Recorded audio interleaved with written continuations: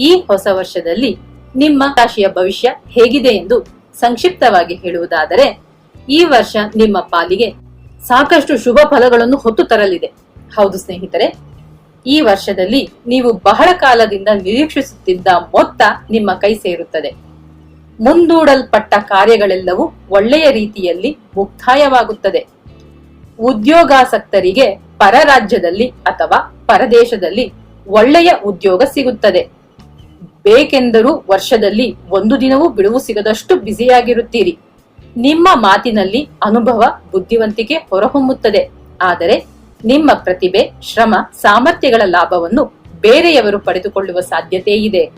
ಹಾಗಾಗದ ಹಾಗೆ ಎಚ್ಚರಿಕೆ ವಹಿಸುವುದು ನಿಮ್ಮ ಕೈಯಲ್ಲೇ ಇದೆ. ಯಾವುದೇ ವಿಷಯವಾದರೂ ನೀವೇ ಖುದ್ದಾಗಿ ಹೋಗಿ ಮುಗಿಸುವುದು ಒಳ್ಳೆಯದು. ಆಫೀಸ್ನ ಮುಖ್ಯವಾದ ಫೈಲ್ಗಳನ್ನು ಹ್ಯಾಂಡಲ್ ಮಾಡುವಾಗ ಲಕ್ಷ್ಯವಿರಲಿ, ಅಲಕ್ಷ್ಯ ಬೇಡ. ಯಾವುದೇ ವಿಷಯದಲ್ಲೂ ಮುನ್ನೆಚ್ಚರಿಕೆಯಿಂದ ಕಾರ್ಯೋನ್ಮುಖರಾಗಿ. ಹೊಸ ಮನೆಗೆ ಸ್ಥಳಾಂತರ ಆಗುವಿರಿ. ದೂರ ಸರಿದ ನೆಂಟರು ಮೇಲೆ ಬಿದ್ದು ಬಂದು ಮಾತನಾಡಿಸುತ್ತಾರೆ. ಕಳೆದು ಹೋಗಿದ್ದ ಮುಖ್ಯವಾದ ಕಾಗದ ಪತ್ರಗಳು ಸಿಗುತ್ತವೆ. ತಾಯಿಯವರೊಂದಿಗೆ ಇದ್ದ ಮನಸ್ತಾಪಗಳು, ಅಸಮಾಧಾನಗಳು ನಿವಾರಣೆಯಾಗುತ್ತದೆ. ದಂಪತಿಗಳು ಪರಸ್ಪರ ಮನಸ್ಸು ಬಿಚ್ಚಿ ಮಾತನಾಡಿ ಮುಖ್ಯವಾದ ನಿರ್ಧಾರಗಳನ್ನು ತೆಗೆದುಕೊಳ್ಳುವಿರಿ.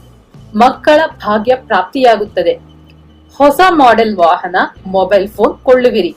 ಮದುವೆ ಪ್ರಯತ್ನಗಳು ಶುಭ ಫಲಗಳನ್ನು ಕೊಡುತ್ತವೆ. ನಿಮ್ಮ ಬಲಹೀನತೆಗಳನ್ನು ಪಟ್ಟಿ ಮಾಡಿಕೊಂಡು ಅವೆಲ್ಲವನ್ನು ಬದಲಾಯಿಸಿಕೊಳ್ಳುವಿರಿ. ಕೆಲವು ವಿಷಯಗಳಲ್ಲಿ ಹೆಮ್ಮೆ ಪಡುವಂತಹ ನಿರ್ಧಾರಗಳನ್ನು ತೆಗೆದುಕೊಳ್ಳುತ್ತೀರಿ. ಪ್ರಯಾಣಗಳಿಂದ ಆದಾಯವಿರುತ್ತದೆ. ನೀವು ಬೆಳೆದಂತೆಲ್ಲ ತೆರೆಮರೆಯ ಶತ್ರುಗಳು ಹೆಚ್ಚಾಗುತ್ತಾರೆ.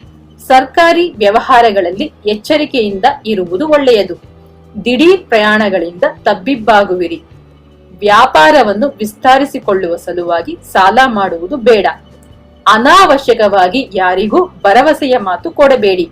ಅದು ನಿಮ್ಮನ್ನು ತೊಂದರೆಯಲ್ಲಿ ಸಿಲುಕಿಸುತ್ತದೆ. ಆಫೀಸ್ನಲ್ಲಿ ಕೆಲಸದ ಭಾರ ಇರುತ್ತದೆ. ಹೊತ್ತುಗೊತ್ತು ಇಲ್ಲದೆ ದುಡಿದು ಪ್ರಯೋಜನವಿಲ್ಲವಲ್ಲ ಎಂದು ಆತಂಕ ಸೃಷ್ಟಿಯಾಗುವ ಸಂದರ್ಭವೂ ಬಂದೊದಗಬಹುದು. ಹೊಸದಾಗಿ ಬರುವ ಮೇಲಧಿಕಾರಿಯಿಂದ ಕೆಲಸದಲ್ಲಿ ಒತ್ತಡಗಳು ಉಂಟಾಗುತ್ತವೆ. ಯುವತಿಯರು ಉನ್ನತ ವ್ಯಾಸಂಗದಲ್ಲಿ ಗಮನ ಹರಿಸಿ ಓದಬೇಕಾದ ಮುಖ್ಯವಾದ ಕಾಲಘಟ್ಟವಿದು. ಈ ಸಮಯದಲ್ಲಿ ಪ್ರೇಮ, ಪ್ರಣಯ ಮೊದಲಾದ ಸಂಗತಿಗಳಿಂದ ದೂರವಿರಿ. ಭವಿಷ್ಯದ ಬಗ್ಗೆ ಸರಿಯಾಗಿ ಯೋಚಿಸಿ ಸರಿಯಾದ ನಿರ್ಧಾರ ತೆಗೆದುಕೊಳ್ಳಿ.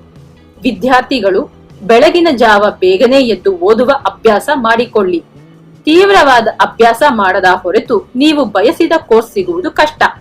ಕಲಾವಿದರು, ಸಿನಿಮಾ ಕಲಾವಿದರು, ತಂತ್ರಜ್ಞರು, ದೊಡ್ಡ ಸಂಸ್ಥೆಗಳಲ್ಲಿ ಸಣ್ಣ ಪುಟ್ಟ ಕೆಲಸಗಳು ಬಂದರೂ ಆರಿಸಿಕೊಳ್ಳಿ. ಅದೇ ಹೊಸ ಬ್ಯಾನರ್ಗಳಲ್ಲಿ ದೊಡ್ಡ ಅವಕಾಶಗಳು ಬಂದರೂ ಅದರಿಂದ ಯಾವ ಲಾಭವೂ ಆಗುವುದಿಲ್ಲ. ಹಾಗಾಗಿ ಕುಲಂಕುಷವಾಗಿ ಪರಿಶೀಲಿಸಿ ನಿರ್ಧಾರಗಳನ್ನು ಕೈಗೊಳ್ಳಿ. ಕಷ್ಟದಲ್ಲಿರುವ ಮೀನರಾಶಿಯವರಿಗೆ ಪರಿಹಾರಗಳೇನೆಂದರೆ, ಭಾನುವಾರಗಳಂದು ಸುಬ್ರಹ್ಮಣ್ಯನನ್ನು ಆರಾಧಿಸುವುದು. ಶುಭವಾಗಲಿ.